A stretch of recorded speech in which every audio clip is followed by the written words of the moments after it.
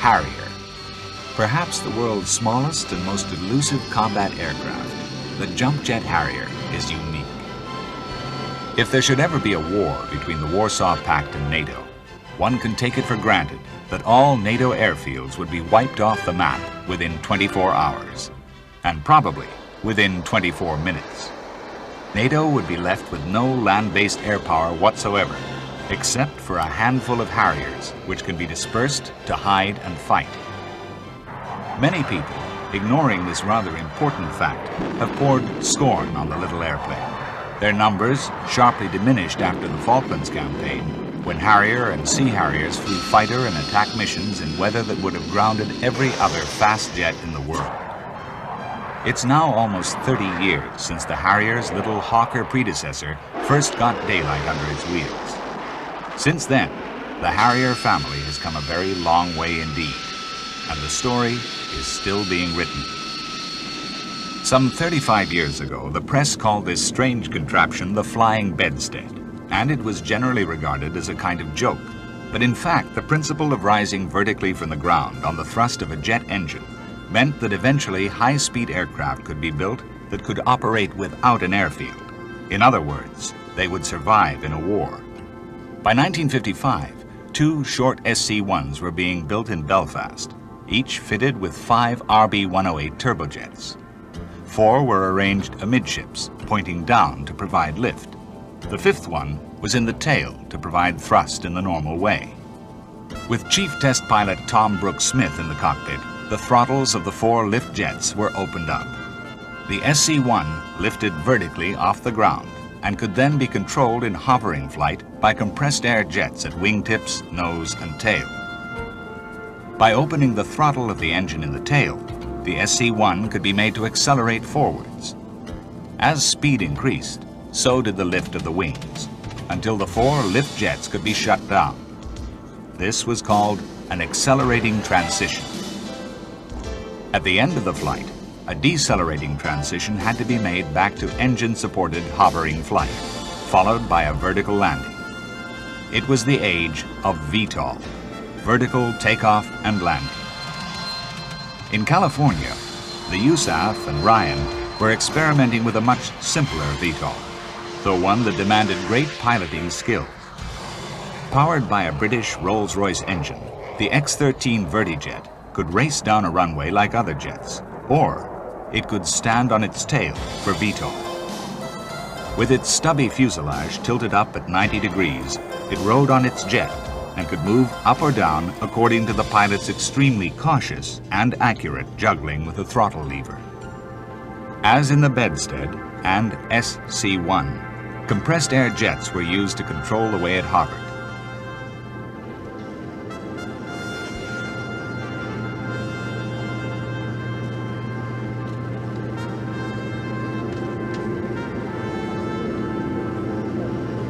Its airfield was a huge flatbed vehicle called the Ground Service Trailer, whose large platform was raised by hydraulic rams into the vertical.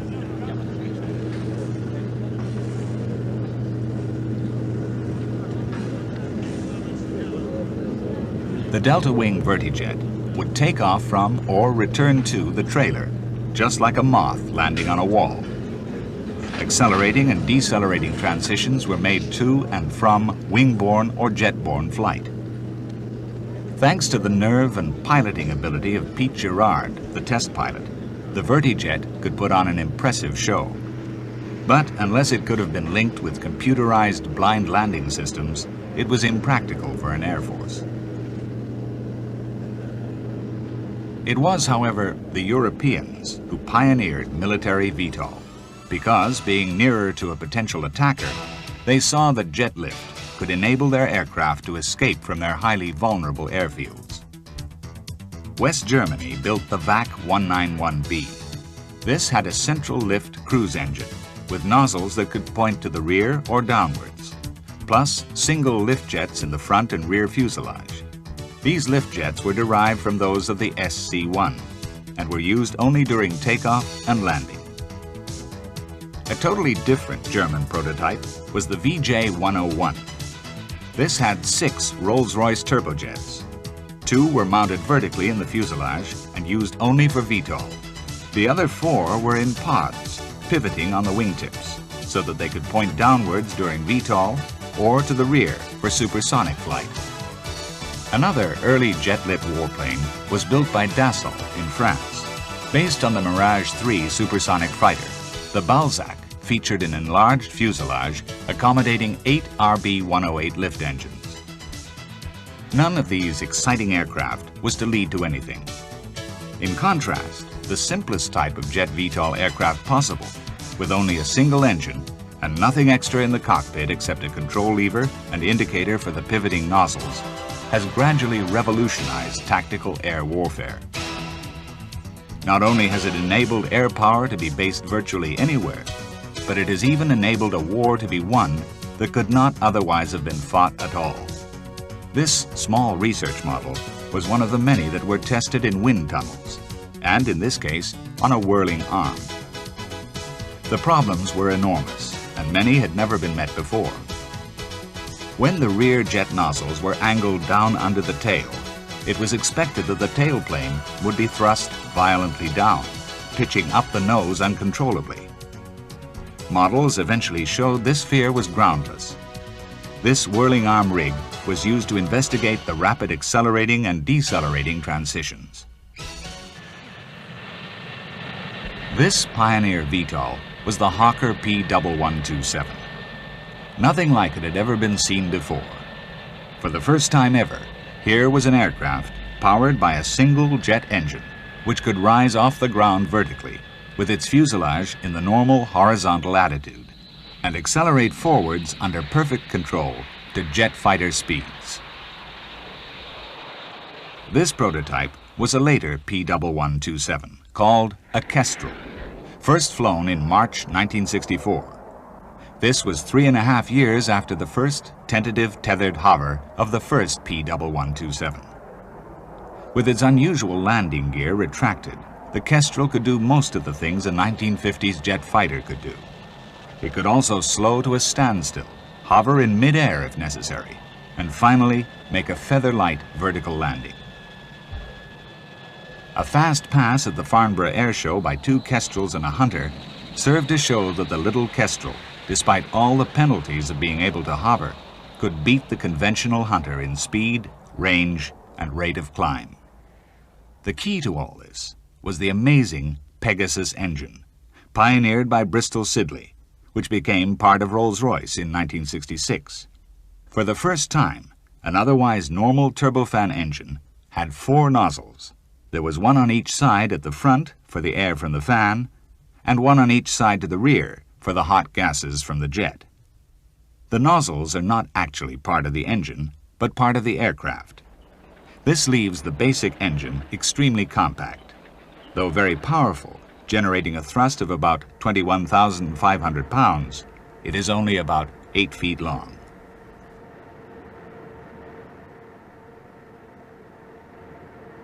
The Pegasus engine is installed by lowering it into the fuselage from above. It is then coupled up to the 4 nozzles.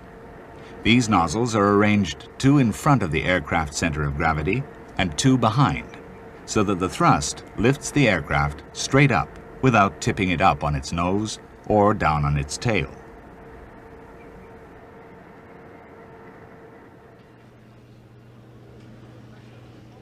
To evaluate the performance of the unique Pegasus engine, special ground test beds were built at Bristol. Engine efflux is led away out of the building by twin ducts. The test engine is mounted on a cradle high inside the building. The test bed was designed from the start to simultaneously measure both vertical and horizontal thrust. It was also versatile, able to accommodate future vectored thrust or vertical lift engines.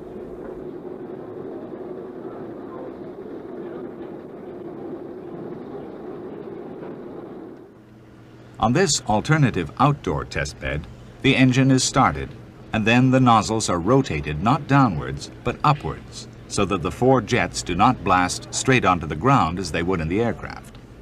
The pilot or the operator on the test bed has just a single lever to control the nozzles.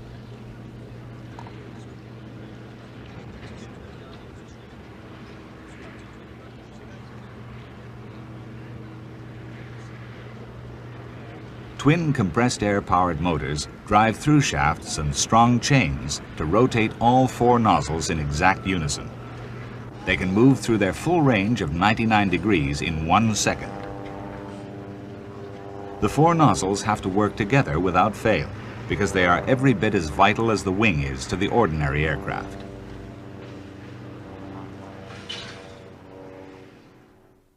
For a VTO, vertical takeoff, during taxiing and running up of the engines, the nozzles are kept in the horizontal position to avoid ground erosion and ingestion of debris.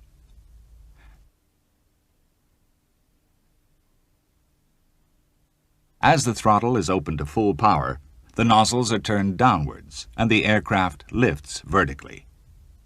To transition into forward flight, the nozzles are gradually rotated backwards.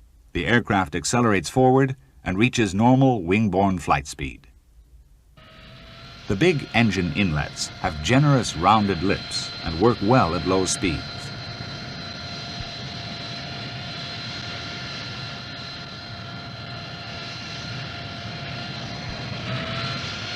In training, pilots would make many VTOs, then transition forwards into wing-borne flight.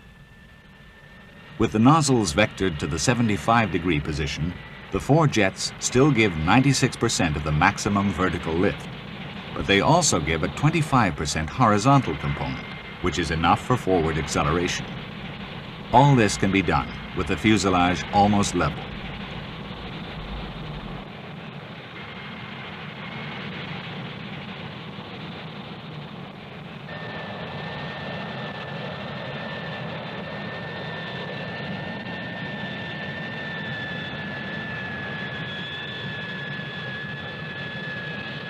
In the mid-1960s, P1127s and kestrels made hundreds of VTOs under all conditions, some from rain-sodden runways and others from grass or even desert.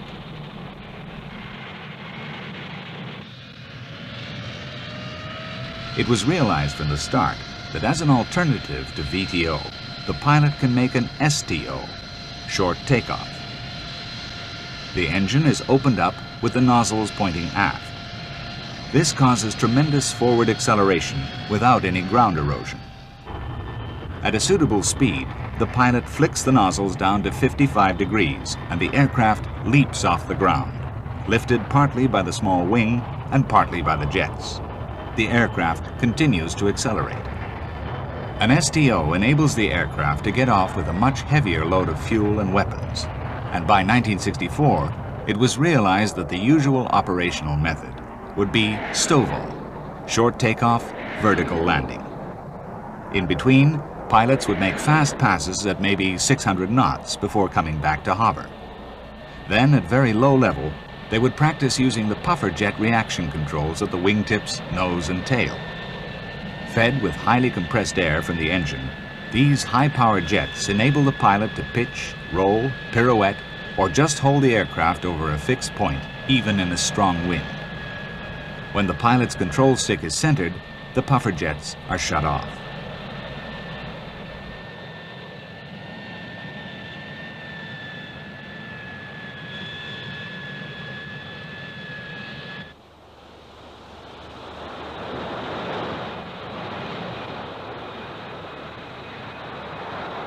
Of course, as one of the key advantages of VTOL or STOVL is that the aircraft can fly from any spot of reasonably level ground.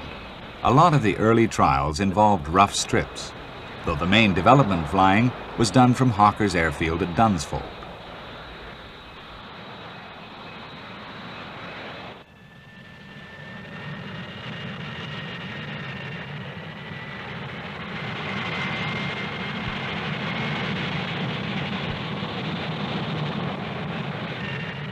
One of the early problems was directional stability in hovering flight, because the huge airflow into the engine inlets overcame the natural weathercock stability.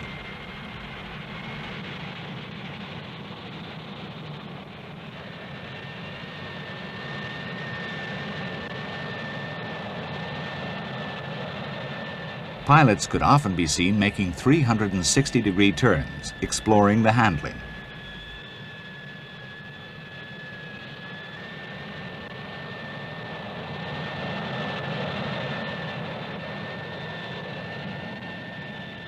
These early P-1127s needed constant attention, or, for example, it was possible to come back to Earth just a little too hard.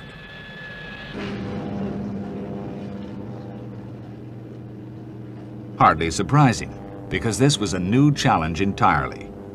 The P-1127 was the right flyer of jet VTOL.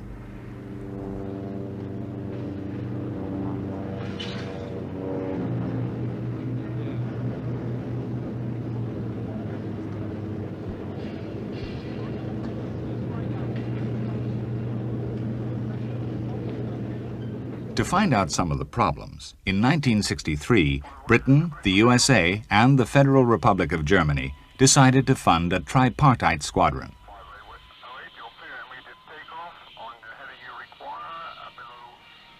Each nation paid for 3 of the improved P-1127s called kestrels. And in 1964, the squadron got into business with pilots from the RAF, US Army, Navy, and Air Force, and the Luftwaffe. For the first time in history, these combat pilots had to be fully trained on fast jets and on helicopters. But even this did not prepare them fully for the problems of operating transonic jet-lift aircraft that could hide in woods and take off from any place a jeep could go 40 miles an hour. All pilots found VTO easy, though this often caused ground erosion problems. Everyone enjoyed the accelerating transition, followed by a fast, low-level pass.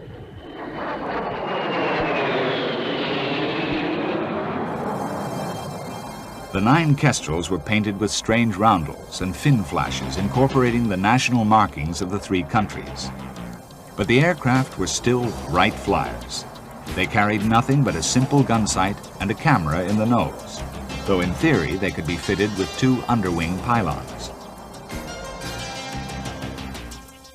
Most of the flying was carried out from RAF West Raynham in Norfolk and from the surrounding countryside.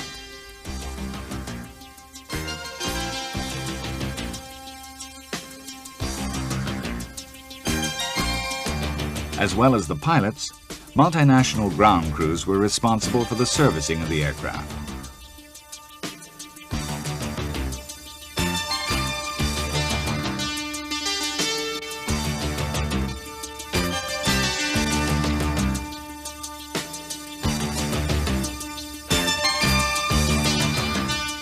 Much experience was gained in taxiing and in rolling takeoffs from paved and rough strips.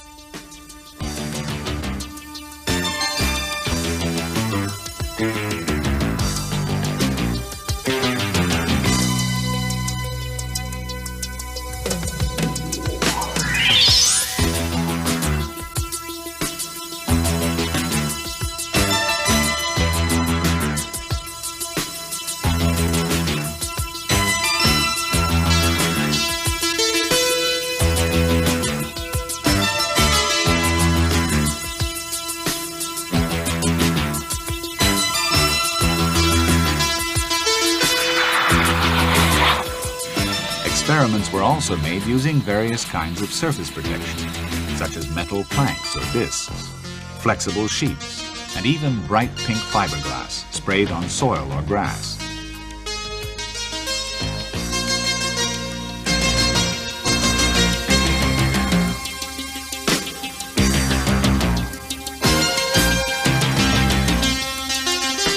The squadron also investigated rough field rolling landings, which eliminated the problem of ground erosion and re-ingestion of hot gas or debris into the engine.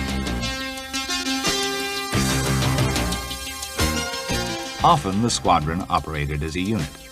And of course, in theory, it was possible to fire the engine starter cartridges and then, seconds later, go straight up. In practice, it was soon found that the best operating technique was Stovell, and this has been the preferred method ever since. At the end of 9 months, 938 sorties had been flown, and there seemed little more to learn with these primitive machines. 6 went to the USA, where they were called XV-6As. They flew sporadically from Edwards, Patuxent River, and Fort Campbell. However, the basic lack of American interest in Stovall aircraft relegated them to the status of curiosities.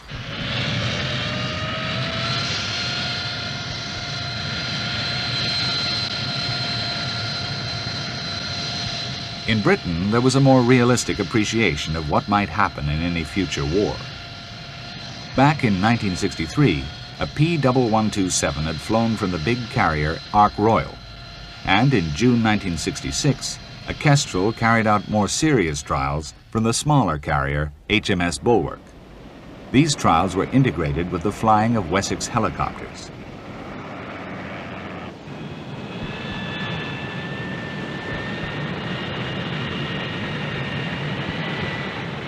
At the start, it was established that the guidance directions of a batsman were unnecessary.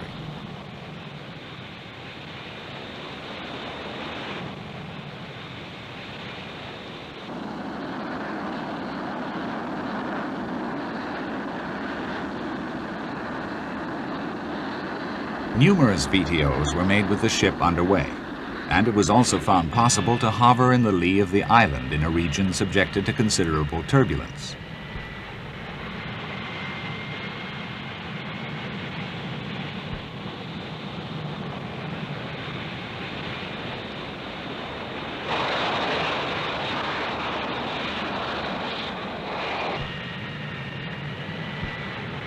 VLs were made off various kinds of approach. The standard helicopter approach involves coming in astern off the port side and then translating across sideways to reach the deck. This was soon found to be unnecessarily difficult, and the jet pilots much preferred a simple, straight-in approach from astern.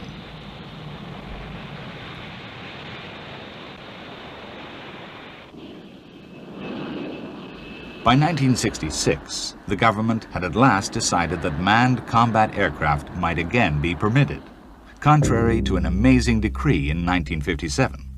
So the P1127 and Kestrel were at last able to develop into the Harrier.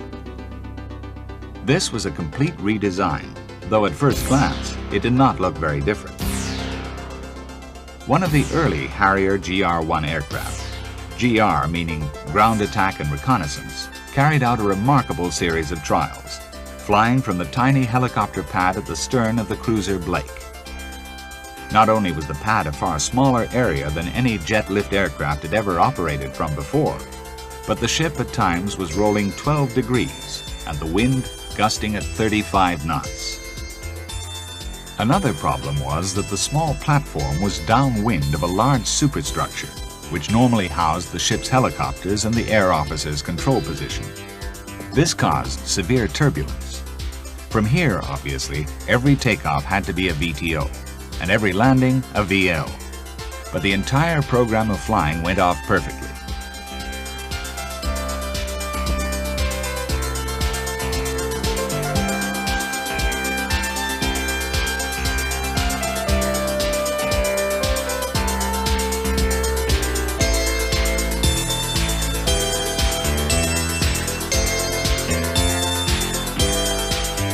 The hard-bitten ship's crew were quite impressed.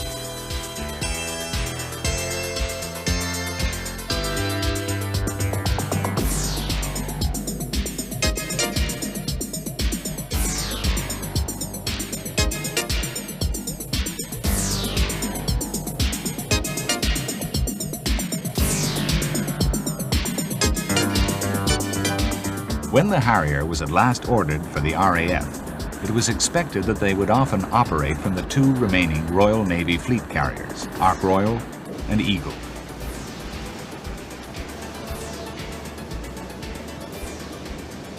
In March 1970, two Harrier GR-1s of the RAF conducted extended trials from HMS Eagle. By this time, it was known that Harriers could operate from ships, but these tests were aimed at proving that genuine combat missions could be flown.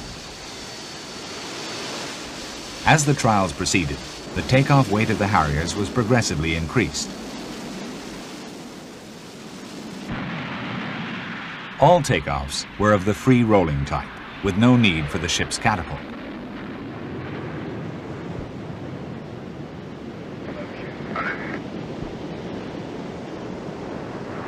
Fuel tanks, rocket pods, and inert bombs were hung on the aircraft, and some of the stores, including the bombs, were jettisoned in practice runs before aircraft recovery.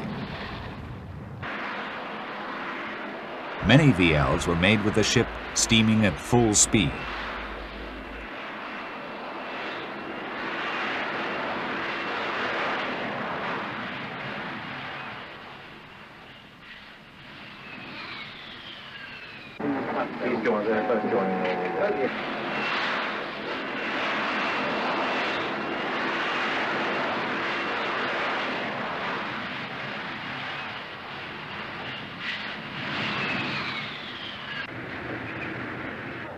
The trials also included topside servicing of the aircraft, the use of the elevators, and simulated maintenance in the hangar.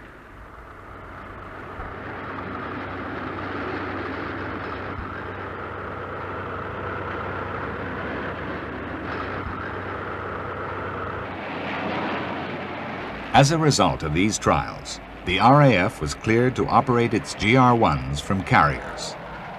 This was the first time such a clearance had ever been issued to an Air Force unit.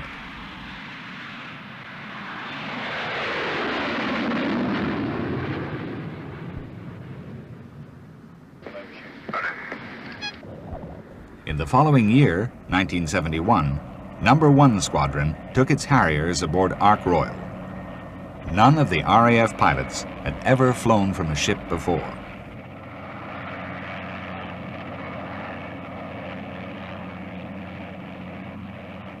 Unlike other jet-lift aircraft, all of the Harrier family have only one unfamiliar feature, a nozzle selector lever in the simple cockpit. There is a single curved box from which protrude two levers. One is the throttle. The other is the nozzle lever, which is telescopic and spring-loaded, and controls the angle of the nozzles. Normally, the pilot can move it anywhere he wants without ever having to look down.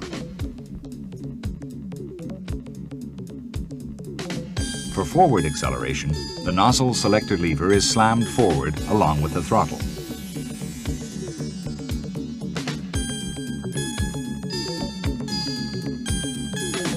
For short takeoff, the speed is preset, and the lever is moved to a preset stop, typically at 50 or 55 degrees.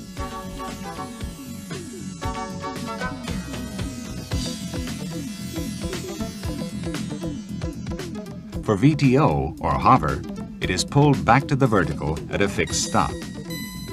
For braking, in air combat or for deceleration before landing, the lever is lifted over the VTO stop into the braking sector. Usually the pilot will go straight to maximum braking. The pilot could vector the nozzles during air-to-air refueling, but normally uses just throttle and air brake. Right from the start of services in early 1969, RAF Harrier GR-1 squadrons practiced refueling from Victor K-1A tankers. Nobody then suspected how crucial this would be 13 years later to enable Harriers to fly sectors of 4,500 miles and go straight into battle. In 1961, Hawker aircraft were told to produce a P1127 two-seat trainer. This was then cancelled, but in 1965, a two-seat Harrier was called for and produced. The first Harrier T4 flew in April 1969. Much longer than the single-seater, and with a bigger tail, the T4 has full combat capability. It then exploded the myth that only experienced frontline pilots could fly Harriers. Of course, with a jet-lift aircraft, it would be lunacy to allow it anywhere near an airfield in wartime. This would invite destruction. But at times, Harriers have demonstrated how easily they can take off from cratered runways. Obvious deployment is into the countryside, particularly to wooded areas. Appropriately, the first Harrier squadron was the RAF's No. 1, whose motto is, "First in everything." They soon explored dispersed operations from wooded areas, using various weapons. But in March 1970, the squadron flew out to RAF Akrotiri in Cyprus. No need to hide here. It was an armament practice camp.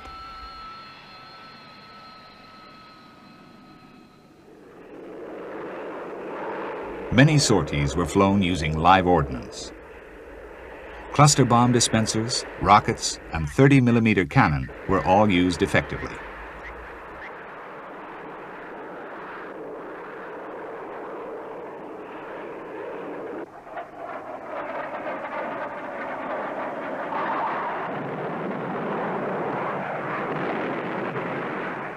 The tiny Harrier was found to pack a punch and to have many unexpected assets, such as agility and near invisibility.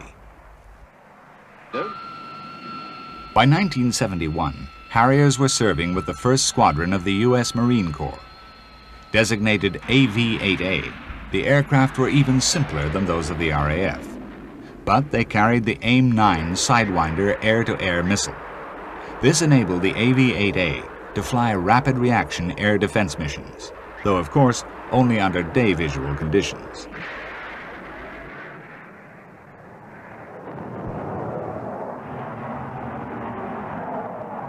During tests, an AV-8A formated behind a USAF KC-135 in order to fly through a dense spray of water. This test, similar to one previously carried out in England with an RAF Harrier, was to check proper operation of the engine and airframe in heavy rain or severe icing conditions. Like other Harriers, the Marine Corps' AV-8As can have a bolt-on in-flight refueling probe. This enables the aircraft to make long ferrying flights refueled by such tankers as the KC-130, KA-6D, or A-4 with a buddy pack. The AV-8As also routinely operated from ships, such as the U.S. Navy assault vessel Raleigh.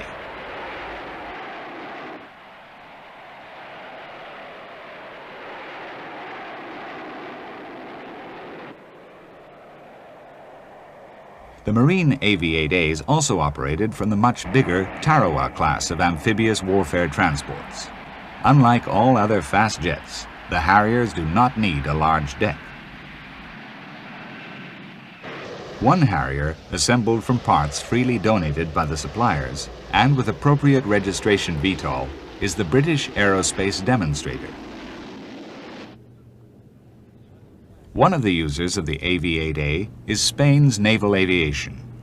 Their aircraft are called VA-1 Matadors, the trainer being the VAE-1.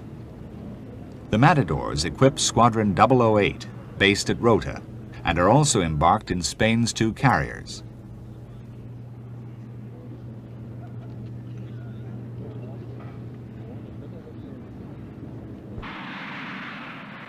A distinctive feature of the Matador is the large radio antenna on top of the fuselage. This enables the pilots to talk to surface vessels and helicopters. Spain operates 11 single-seat Matadors and a pair of 2-seat trainer versions.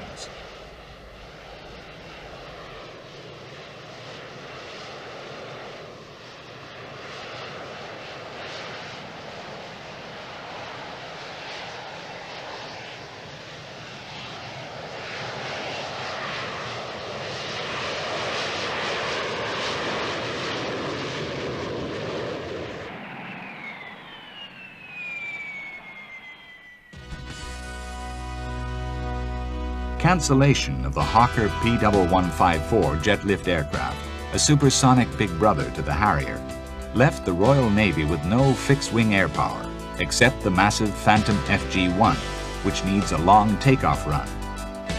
It cannot operate at sea, except from huge carriers. But the British government cancelled these in 1966, incomprehensibly saying that sea-going air power could somehow be left to the RAF alone. The Royal Navy was to have no fixed-wing fighters or ground attack aircraft of its own.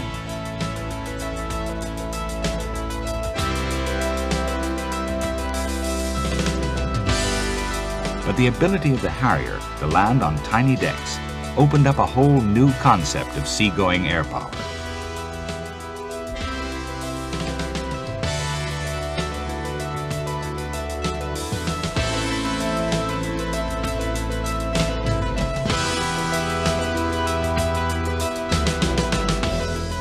The result is the Sea Harrier. This is a Harrier with a new front end, containing a multi-mode radar, new cockpit, and other features. Its designation is FRS-1, meaning Fighter, Reconnaissance, and Strike. It's the world's most versatile combat aircraft. It needs no airfield or conventional aircraft carrier, but its performance is enhanced by the ski jump launching ramp. Ski jump ramps were first tested ashore on an airfield. The ramps curve upwards at up to 12 degrees. They increase safety and enable 2,500 pounds more warload to be carried for the same short run.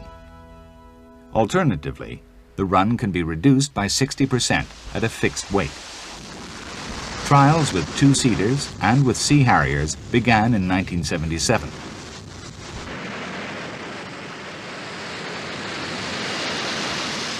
Those ski jump ramps were not thought of when the ships were designed. The Royal Navy's 3 Invincible-class vessels were all fitted with them.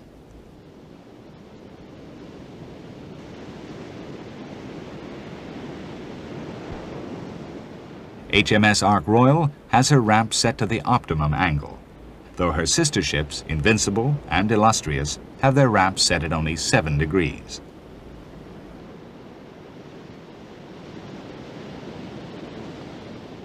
Sea Harriers can carry 5,000 pounds of weapons on 5 stations. The FRS-1's air combat weapons are Sidewinder missiles and 2 30mm cannon.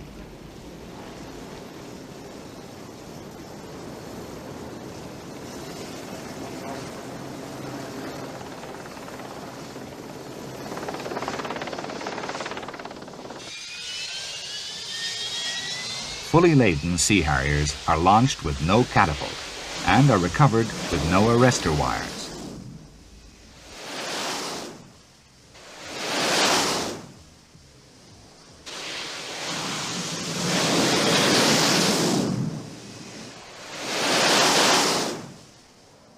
The 2 30mm Aden cannon are carried in separate pods below the fuselage. Here, additional fuel tanks are fitted to the inner wing hardpoints. The Sidewinder air-to-air missiles are carried on the outer wing pylons.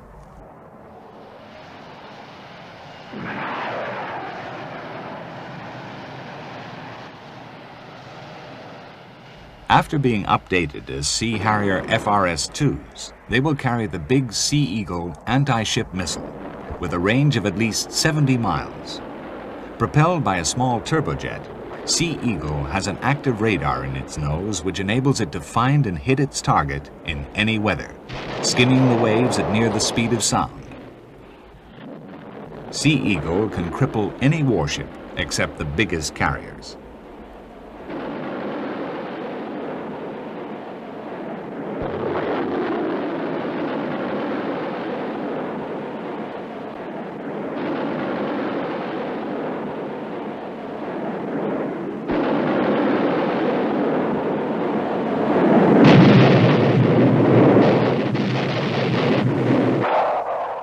Another Sea Harrier weapon is the 2-inch rocket, smaller than that fired by the RAF, but salvoed in larger numbers, 36 from each launcher.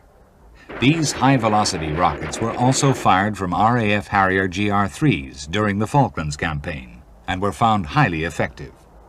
Rippling away 72 of them gives several seconds of virtually continuous firepower with high accuracy. Sea Harriers frequently practice firing 2-inch rockets against towed splash targets.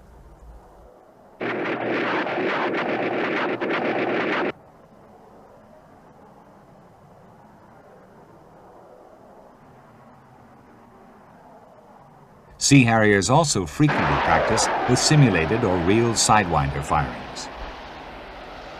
The current short-medium range air-to-air Sidewinder can knock down targets at out to 8 miles. Sea Harriers can carry out toss bombing or horizontal laydown bombing.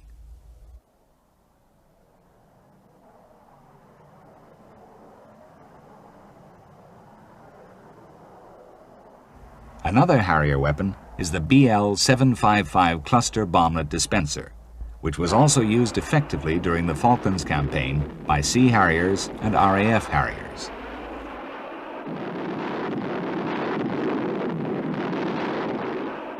In 1988, the first upgraded Sea Harrier FRS-2s appeared.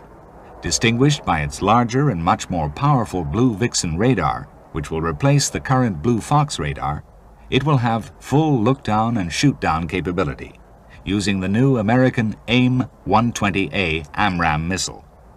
The FRS-2 also has a longer rear fuselage and is totally revised internally to have far greater mission effectiveness, especially in bad weather or conditions of hostile countermeasures. Basically, the FRS-2 is still the same size as the FRS-1, the smallest combat aircraft in the modern world. This compact size belies the Sea Harrier's versatility and proven combat effectiveness. In the Falklands campaign, they scored at least 23-0 and possibly 28-0 in air combat, whilst operating in what were often atrocious blizzard conditions.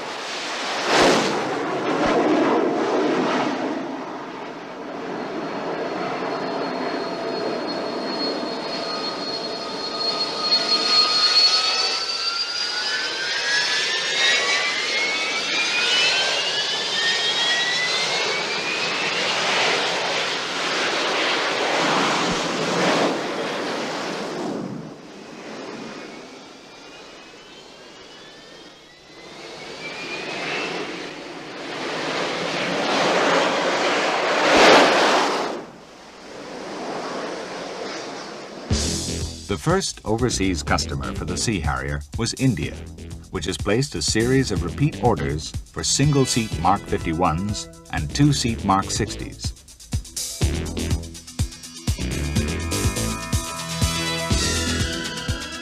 Navy squadrons operate from the carriers Vikrant and Virat.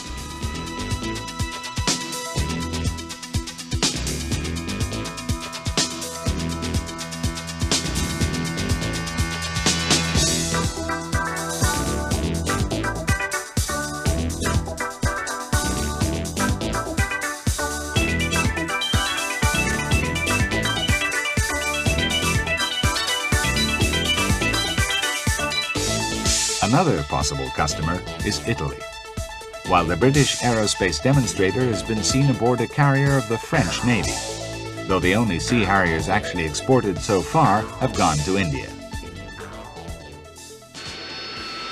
In the RAF, the GR-1 Harriers of 1969 were long ago upgraded in engine power and fitted with thimble noses containing laser rangers and marked target seekers. The result is the GR-3, the training unit for which is number 233 Operational Conversion Unit. All RAF Harrier pilots have to be proficient with the SNEB 68mm rocket. This high-velocity weapon has been proved effective against all but the heaviest frontal armor of modern battle tanks.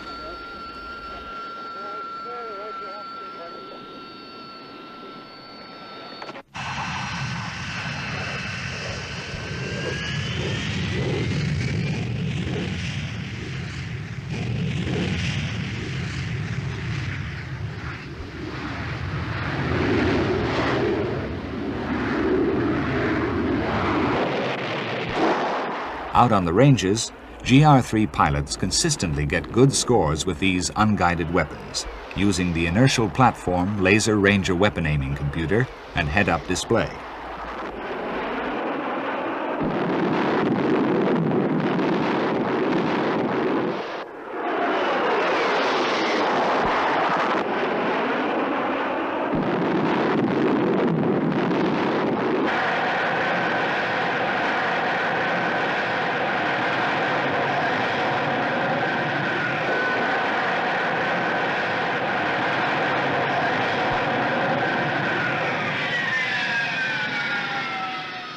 Turnaround back at RAF Wittering, dubbed the home of the Harrier, is fast and efficient.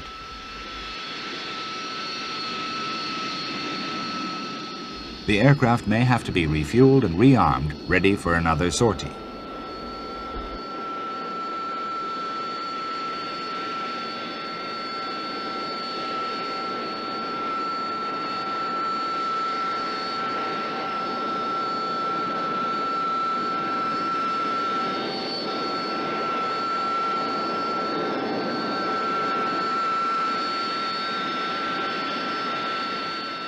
The SNEB rockets are fired through the aerodynamic cowling on the front of the pods and have to be replaced after each mission. There is no substitute for actual practice with actual weapons.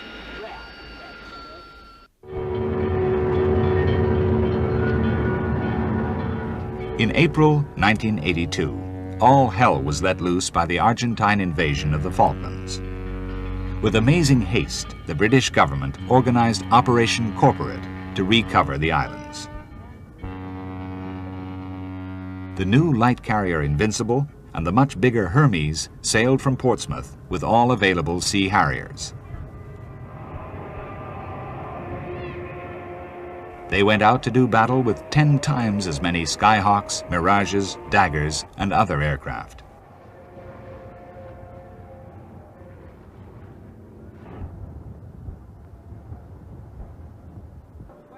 The Sea Harrier roundels were repainted as the low-visibility B-type with no white area. The aircraft were given a dull gray finish. Later, a lighter color called barley gray was adopted. Full battle maintenance was conducted on the hangar decks. Every aircraft had to be ready for service.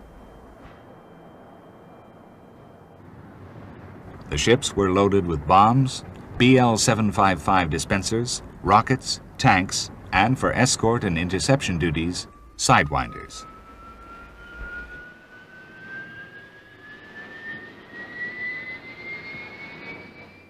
Pre-flight inspection by the pilots about to go into action for the first time took on a new significance.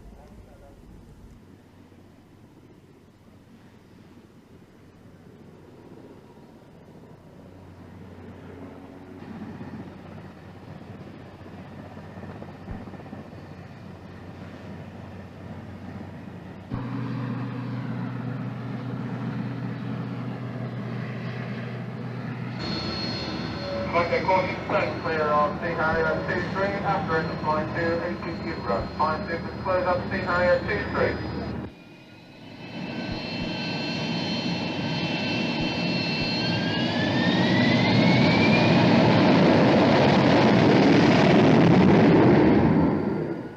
The first operations were flown from about 90 miles east of the islands.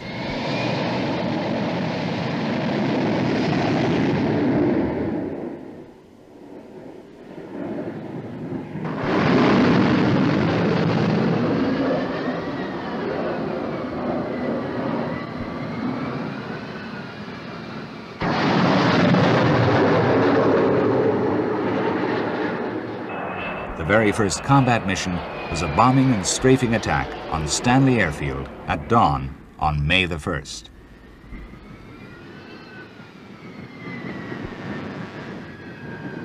Intenso.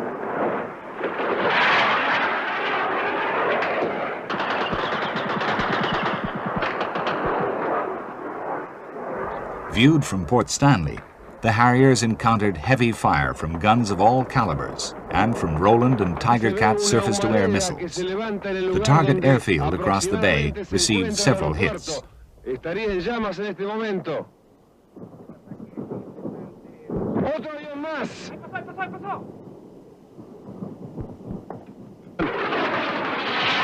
Misiles nuestros se dirigen en busca del avión enemigo. Me está tirando ahí al buque. Me está tirando al buque, Fernando.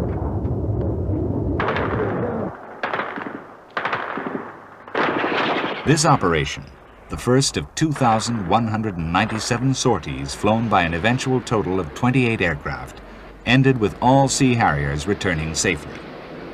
Each aircraft came in diagonally over the left side and put down on its deck spot. Often this had to be done in virtually zero visibility.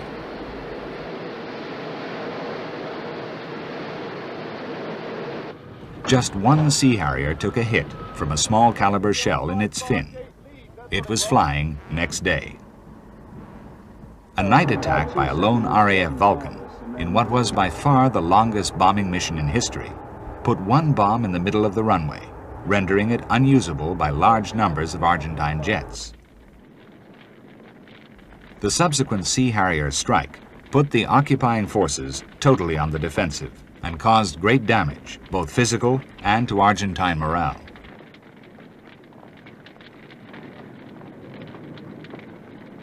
Later, the RAF joined in with GR-3s, and today the RAF is equipping squadrons with a totally new second-generation Harrier II. This is known to the RAF as the GR-5, and when further upgraded with night and all-weather equipment, it will be the GR-7. This GR-5 on test shows the marvelous long-span wing. Made by McDonnell Douglas in carbon fiber, it holds 1.5 times as much fuel as in the earlier Harriers. It also provides for no fewer than 11 weapon stations, including 4 under each wing. A GR-5 is here carrying BL-755 cluster bomblet dispensers, yet is nowhere near the weight limit of 9,200 pounds. All the GR-5's weapon trials were most successful, and like the U.S. Marine Corps' AV-8B version, with a range of weapon load twice that of the original Harrier, flying this aircraft is a totally new experience for the pilots.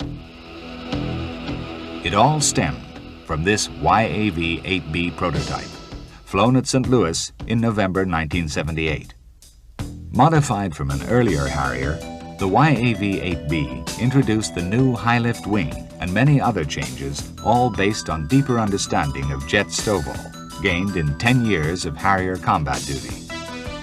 Sadly, the British government's decision not to collaborate meant that control of the program passed to the United States, and British Aerospace became a minor participant, with 40% of the airframe and 25% of the assembly work.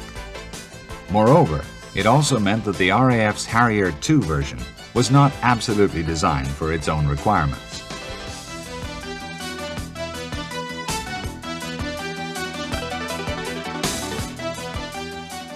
With U.S. government policy and funding to run a proper program, McDonnell Douglas also created a completely new trainer version, the TAV-8B. A production TAV-8B visited England in 1988, though normally they are seen only at Cherry Point, North Carolina. The new trainer, with deeply stepped tandem cockpits, has the same mean, purposeful look as the single-seat Harrier IIs. The cockpit is totally new compared with the 1960s vintage Harriers. RAF versions have thicker canopy moldings because of the frequency of bird strikes at full throttle at low level over Britain and Germany.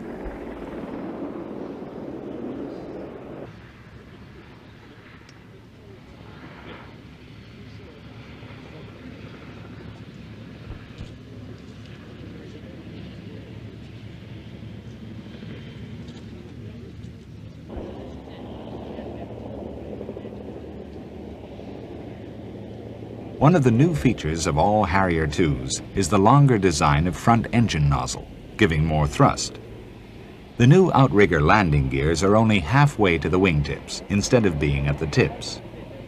RAF GR-5s have these outrigger gear fairings extended forward to provide extra pylons for sidewinders.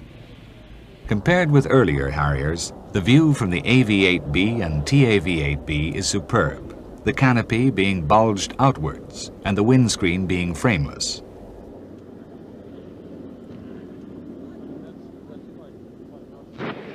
U.S. Marine Corps aircraft such as this TAV-8B have stencil ejection seats, while the RAF GR-5s have the new Martin Baker Mark 12 seat. The TAV has a longer vertical tail, and it can carry most of the weapons carried by the single-seaters. AV-8Bs entered Marine Corps service in October 1983, more than 5 years ahead of regular squadron service by the GR-5. The Marines have a requirement for 300 AV-8Bs plus 28 trainers, with more than half of the total delivered by late 1988. A further 12 aircraft, styled EAV-8B, have been delivered to the Spanish Navy. And eventually, the RAF will receive 96 GR5s and GR7s, making a total for the Harrier II of 436. The basic missions of the Marines are to support beach assaults.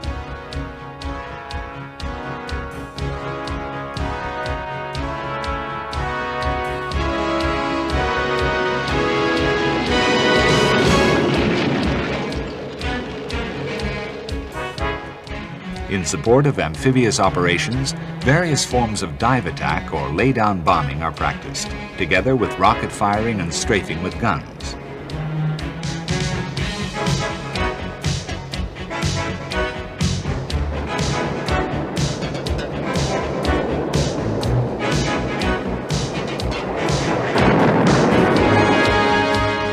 Operations are routinely mounted from ships of the U.S. Navy.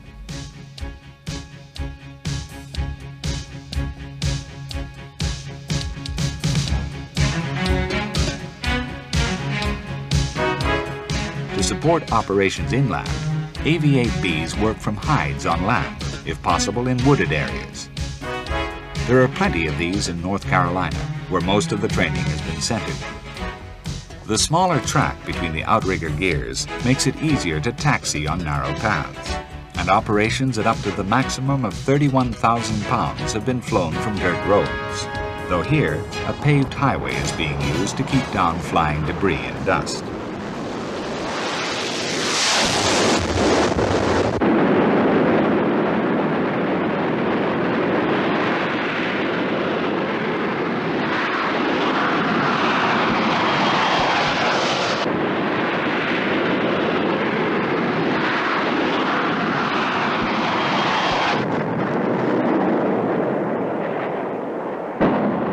Rolling vertical landings carry the aircraft ahead of any debris that in a completely vertical landing might be ingested by the engine.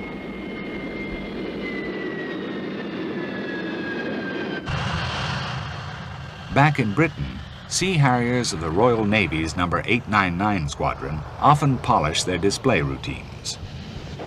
Even today, 20 years after it entered service and nearly 30 years after the first hover of the P1127, the Harrier is a surefire showstopper, which usually generates spontaneous applause.